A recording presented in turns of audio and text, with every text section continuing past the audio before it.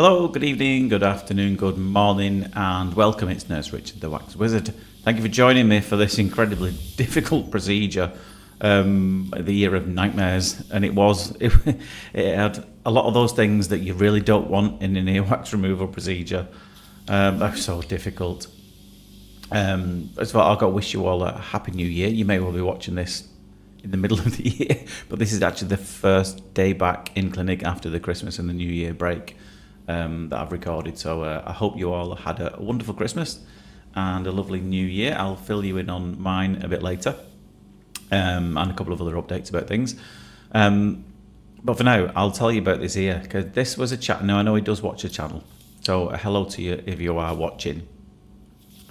It was so chock-a-block, this thing, but the problem was it was so narrow. Now, whether it was narrow because it was naturally narrow, I don't know, or it may have. I think it's more likely it's kind of swollen up around this plug. So there's a couple of things that could have caused this, and I'm still in about at least 6 different minds as to what it is. There's a slim chance it's keratosis obturans, but I don't think so. But there are some giveaway signs, which is layers of skin from going from the outside to the inside.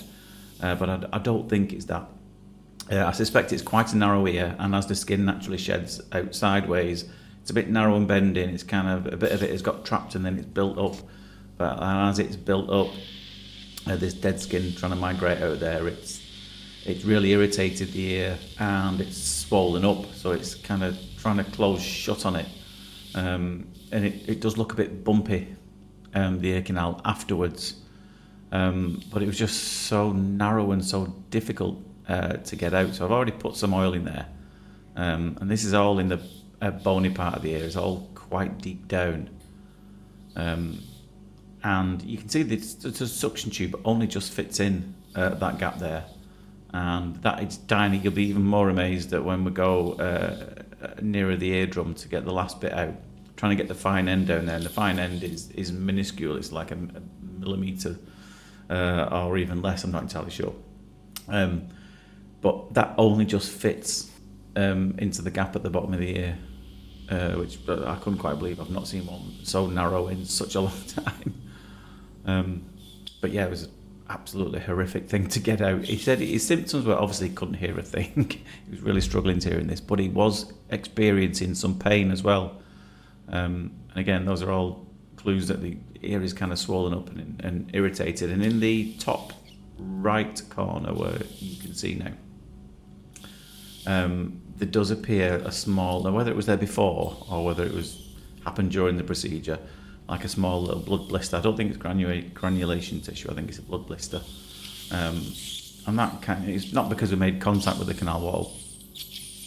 It's more because this thing is so tightly packed in that as you try and lift it and remove it out, it just kind of bursts a couple of little blood vessels, capillaries around there, and causes a little blister. It didn't bleed, but you will notice it shortly. So you can see there that at the bottom of there is this really thickened layer of more freshly shed dead skin. And the reason why I'm not moving around too much in this just yet is just because I'm trying to latch onto it and then allow for the pressure in the machine to build up. Because the longer you leave the tip of the suction probe on the wax, on the skin, the power will increase. So if it looks like I'm not doing anything, I'm just waiting for the power to build up. I was tempted with the Cawthorn hook in this, and there's no way that any of the other tools would have fit. You can just see there's no gaps anywhere to insert any tools in here. But I decided against the Cawthorn hook because he had been experiencing some pain as well, and I didn't want to risk putting a tiny little metal implement in the bony part of the ear. So you've just got to be a bit patient when it comes to one like this, unfortunately, which you've just got to bring it forward slowly and really gently, especially when someone has been having some pain in it anyway. Anyway, so like I said I will update you on a few things. First and foremost, I know a lot have been asking about my daughter and how she's doing. She's doing fine. She's doing absolutely fine. she's never been ill or poorly throughout any of this. If you don't know what's going on, she was diagnosed with a couple of rare heart conditions. We're just waiting at the moment. I've got an appointment in early February with the consultant, and hopefully we'll get a plan then as to what to do. And I have, you may have seen this in an early video, I have, foolishly or not, I don't know, I have agreed to do a road race, one called the Great Manchester Run, in aid of Alderhay Children's Hospital, which helps to fund a lot of activities for the kids and play coordinators and craft projects, things like that, for kids who are in hospital. So I will put a link at the end of the video to that fundraising page. Anything anybody can send, I would massively appreciate it. It's going to a very, very, very worthy cause. I have started training. I've been doing a run every other day. I've been running around our estate. First injury, after a week I've done my back in, but I lost 3 pounds as well. So every little helps, you know. It gets me a little fitter as well. And yeah, speaking of me getting a bit fitter as well, I generally I'm pretty well. I just used to have a slightly high cholesterol, blood pressure was up a little bit, nothing unusual for somebody my age. So I get checked every 6 months or so, and then I got called in to see the doctor. Said the following your last results. I'm like, oh, all right, what's this all about then? So I went in there, and it was with one of the healthcare assistants, and because I looked at my blood test results beforehand, and I saw that they were all okay, everything was under control, and she said, have you had any problems, like have you had a stroke or a heart attack in the past? I'm like, no, not that I'm aware of. I said, why? She said, well, you've been booked into the heart clinic. I'm like, have I? What's all that about? And I do remember about a year or two ago, I did have I did go to hospital for a couple of instances of left-sided chest pain. And they checked that out, did an angiogram, and said everything was okay for someone your age, which I thought, well, that's okay then, happy days. And she said, no, you've actually been booked into the heart clinic here because you've got, hang on, I've got it, oh, I missed it, there we go, because you've got non-obstructive coronary artery disease. I thought, oh no. So I'm at risk as well, so I've got to be careful when I'm doing this training. It's nothing that can't be managed just by exercising, eating well. It just means the arteries around my heart are a bit not blocked, but getting that way. But I'll be here for a long time yet. Don't worry about me.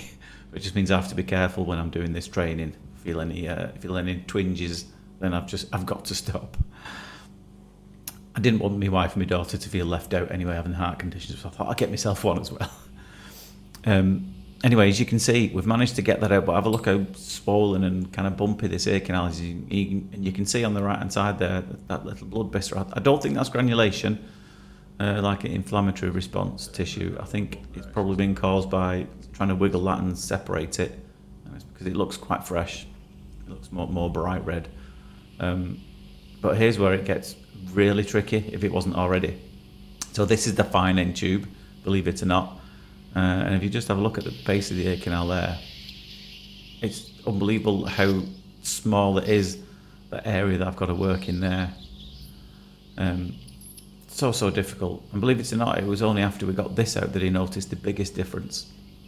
And it doesn't look like much, does it? But it's not the bit that's at the base of the ear canal, it's kind of the bit that's trapped in the recess there, which you can see, but it's almost impossible to get to that with the bends and the narrowness that I'm having to deal with. But thankfully, as I latched onto it at the bottom, it pulled the rest of it out. Here it comes. And there it goes. So you can see just how unhappy this ear canal is. The eardrum looks okay, you know. Now, has it got a naturally bumpy ear canal, or is it as a result of this thing being in there and then it's really made the ear canal swell up? I'm not entirely sure. I think that's probably what's happened. But you know what, he can hear a lot better. He was very grateful. Again, hello to you if you're watching. Make sure you book in with me again a bit sooner next time. I'm just going to try and get a couple of little more bits there. Not really important that we get any of those, but it was nigh on impossible to get any more of it. So let's have one final look down there. Yeah, it doesn't look the happiest ear canal, but do you know what, I can hear better, and that's always the main thing with any procedure like this. Anyway, like I said, I hope you enjoyed that. The link to the charity race that I'm going to be doing soon will be either in the description if you're watching on TikTok, Facebook, or there'll be a card at the end of the video that you'll be able to just click on, and that'll take you straight to the fundraising page. Even if you can just share it, then that will be absolutely wonderful. And if you've enjoyed the channel, then feel free to follow it or subscribe to it and leave me a comment. But for now, take care of yourself, and I'll see you soon. Ta-da!